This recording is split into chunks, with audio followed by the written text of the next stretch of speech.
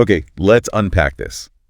Welcome back to the deep dive. Great to be here. We take your sources, the stuff you send us, and we really try to drill down, find the key insights. And today, based on the material you provided, we are plunging back into, well, giant lizards, basically. Science gone wrong again. Jurassic World. Rebirth. We've got your articles, synopses, notes, quite a stack. Yeah. And our job, really, is to piece it all together for you, give you that shortcut so you're totally up to speed on Rebirth. Sounds good. Yeah. And right off the bat, something that jumps out from what you've gathered, there's a real connection to the roots, isn't there? Yeah, absolutely. The sources pin the release date, July 2nd, 2025. Okay. Director is Gareth Edwards. And the big one, screenplay by David Koepp. David Koepp, wow. He co-wrote the original Jurassic Park. Exactly. And Spielberg's back too, exec producing. Yeah. So the material you sent really emphasizes this link. It's positioning this as, well, maybe something more than just another sequel. It feels deliberate. Interesting. And the sources also say it's a standalone story, picking up 5 years after Dominion. 5 years later. So the world's had a bit of time since, dinosaurs everywhere. Right. So what's the situation now? According to your sources, are dinosaurs and humans, like holding hands and singing Kumbaya? Not quite. It seems the sources suggest that global coexistence thing didn't really pan out long term. Oh. Yeah, Earth's environment, it turns out, wasn't great for most of them. So the survivors, they're apparently confined mostly to these isolated equatorial regions. Okay. Places that are still sort of like their original climate. Pretty much. Global intervention peace seems like it was short-lived. So they're back in these pockets. Hard to reach places, maybe. Likely. And the news story, based on your sources, takes us right into one of those remote, kind of forbidden spots. And what gets things rolling this time? Not another theme park, I hope. No, it seems different. It's driven by a covert mission, funded by a pharmaceutical company. A pharma company, okay. What are they after? Genetic material from some of these surviving giants. Dinosaur DNA. For a pharma company. Why? The sources are. For a revolutionary life-saving drug.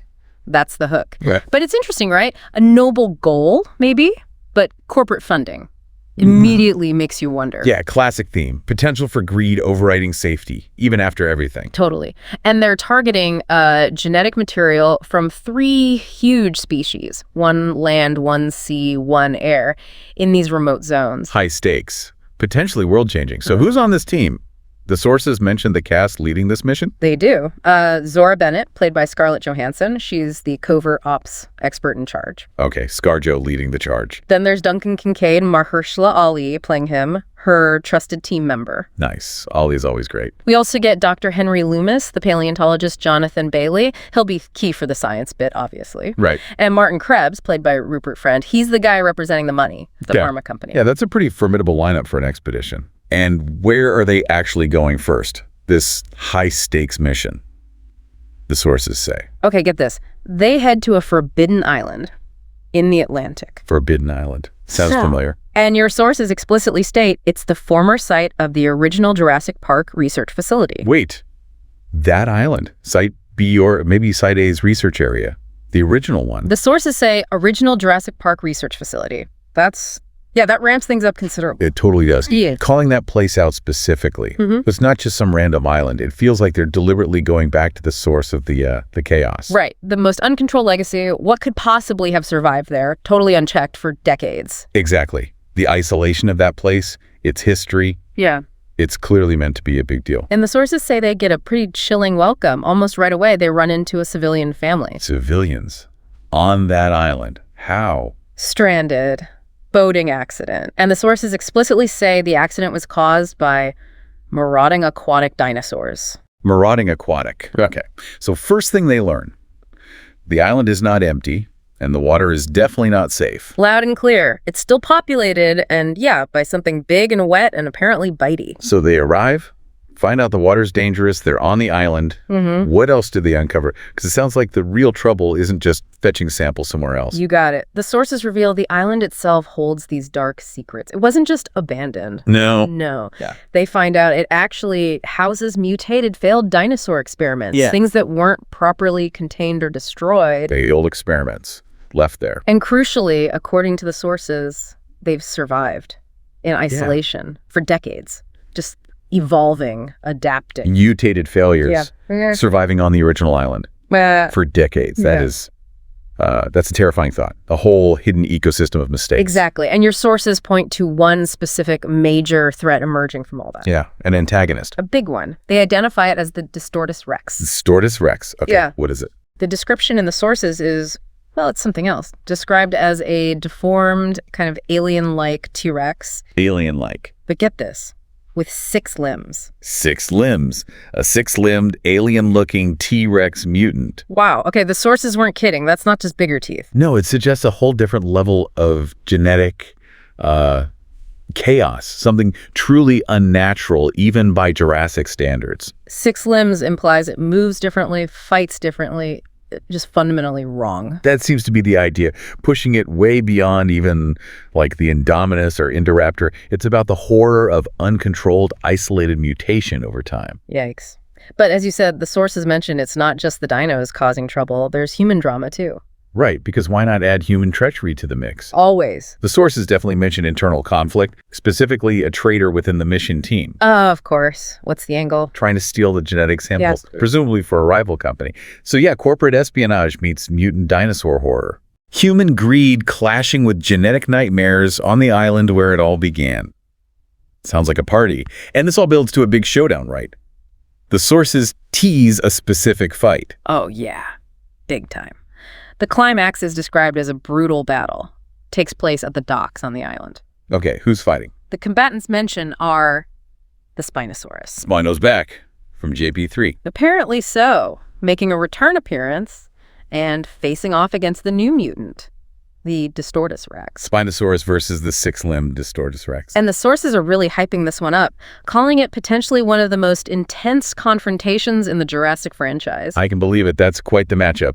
You mentioned Spino is back. Right. Anything different about it? Yes, actually. The sources note it's been redesigned, specifically based on newer scientific research that suggests it was more semi-aquatic. Oh, interesting. So maybe we'll see it use the water more. That fits with the aquatic dinosaurs mentioned earlier. Could be.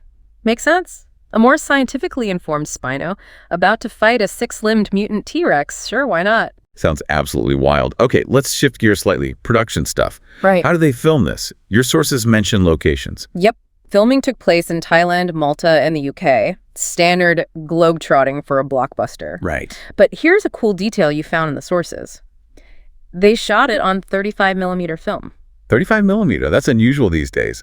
Deliberate choice. Very deliberate. The sources explicitly say it was to evoke the look of the original Jurassic Park film. Ah, connecting it visually back to the 93 movie. That's a nice touch. Yeah. Trying to recapture that specific feel. Yeah, I love that detail. Shows real intentionality behind the visuals. And the score. Music is so huge for these films. John Williams' original themes are iconic. For sure. The score for Rebirth, according to your sources, is by Alexandre Desplat.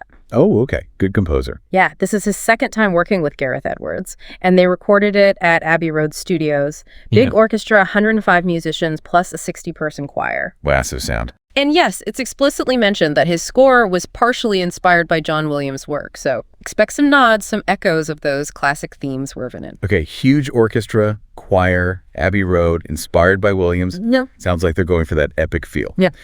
So let's recap the dinosaurs. Based on everything you pulled from the sources, who's on the roster? Okay, so returning species mentioned are Spinosaurus, the redesigned one, Got it. Dilophosaurus, The frilly spitting one. Mosasaurus, Big water lizard. Quetzalcoatlus, Giant flyer. the classic Tyrannosaurus rex, of course, and Velociraptors. Can't have Jurassic without raptors. Then new species introduced are Titanosaurus and Aquilops. Titanosaurus, Yeah. like the giant sauropod. And Aquilops, smaller ceratopsian, right? Cheers, so. And then obviously the big new mutant, the Distortus rex. That is quite an assembly. Fan favorites, new actual dinos, and then this completely new monster. A real mix. Should be interesting to see how they all feature. And just reminding everyone, that release date again. July 2nd, 2025. Universal's definitely aiming for that big 4th of July weekend blockbuster slot in the U.S. Makes sense. And you mentioned the 4 main leads, Scarlett Johansson, Mahershala Ali, Jonathan Bailey, Rupert Friend. Any other cast mentioned in the sources? Yeah, a few others rounding out the supporting cast. Your material lists Manuel Garcia Rulfo, Luna Blaze, David Iacono, Ed Skrein. Okay. Philippine Velge, Bachir Sylvain, and Adrena Miranda. So a decent-sized group to populate this dangerous island. Got it. So wrapping it all up from the sources you sent, we've got this new corporate science mission, a return to the original disaster island. Site A's research zone, maybe. Definitely the original facility's location. Where these mutated failed experiments have been festering for decades, including this crazy new six-limbed Distortus Rex. Yeah. Add in a human traitor, a redesigned Spinosaurus making a comeback. This whole production aiming for that classic 35mm look and a prime summer release date. It really does sound like, well, a fresh spin, maybe, but still very much rooted in that original Jurassic idea. I think what's really fascinating, pulling all these source details together, is that core concept. Yeah. The failures weren't cleaned up. They were just left. Yeah. Left in isolation on that specific infamous island for decades, evolving, mutating, unchecked. And that really does leave us with a final thought, doesn't it? Something to chew on until July 2025. Definitely. If these failed experiments abandoned on one forgotten island can survive and twist into something like a six-limbed alien T-Rex over decades, what else might be out there on other forgotten islands, other isolated labs maybe, evolving into things we can't even begin to imagine? Right. What does that really say about the true long-term cost? Yeah. Maybe irreversible ripple effects of playing God on that scale. Even when you think the genie's back in the bottle or the disaster is contained, what escapes, what adapts, what waits?